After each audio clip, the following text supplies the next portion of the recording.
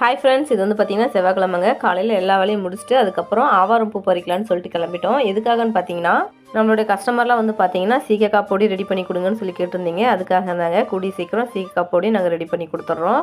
அதுக்கப்புறம் பார்த்தீங்கன்னா வழக்கம் போல் ஹேர் ஆயில் பேக் பண்ணிவிட்டு இன்றைக்கி கொரியர் ஆஃபீஸ்க்கு நானும் வரேன்னு சொல்லிட்டு கிளம்பிட்டாங்க. அது கூடவே வந்து பார்த்தீங்கன்னா இன்றைக்கி செவ்வாய்க்கிழமை இல்லைங்களா, சந்தை. சரி, சந்தைக்கும் போய் காயெல்லாம் வாங்கிட்டு வரலான்னு சொல்லி கிளம்புனாங்க. காயெல்லாம் ரொம்பவே சூப்பராக இருந்துச்சு. காயெல்லாம் பார்த்தீங்கன்னா கூறு 20 ரூபான்னு சொன்னாங்க. ரொம்பவே சூப்பராக இருந்துச்சு. எப்பயுமே சந்தைக்கு வந்து இந்த டைமுக்கு வந்ததே இல்லை. இந்த டைம் வந்து பார்த்தீங்கன்னா ரொம்பவே இருட்டாயிடுச்சு. காயெல்லாம் வாங்கிட்டு வரதுக்குள்ளே பார்த்தீங்கன்னா குட்டிமா சோன் பப்படி வாங்கி சாப்பிட்டுட்டு இருந்தாங்க. அப்புறம் பார்த்தீங்கன்னா போகிற வழியில் சென்னை கேக்ஸில் போய் எனக்கு இந்த ஸ்நாக்ஸ் வேணும் அந்த ஸ்நாக்ஸ் வேணும்னு வேணுங்கிற ஸ்நாக்ஸ்லாம் வாங்கிட்டாங்கங்க.